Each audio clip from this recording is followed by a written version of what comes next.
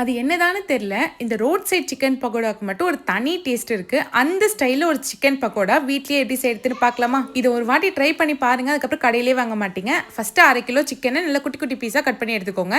1 spoon lemon juice பிழிஞ்சு விட்டுக்கோங்க. 1 spoon உப்பு சேர்த்துக்கலாம். 1 ஸ்பூன் இஞ்சி பூண்டு பேஸ்ட் சேர்த்துக்கோங்க. 1/4 ஸ்பூன் மஞ்சள்தூள், 1 ஸ்பூன் தனி மிளகாய்த்தூள், 1 ஸ்பூன் மல்லித்தூள் சேர்த்துக்கலாம். 1/2 ஸ்பூன் கரம் மசாலா, 1/2 ஸ்பூன் மிளகுத்தூள், 1/2 ஸ்பூன் சீரகத்தூள்.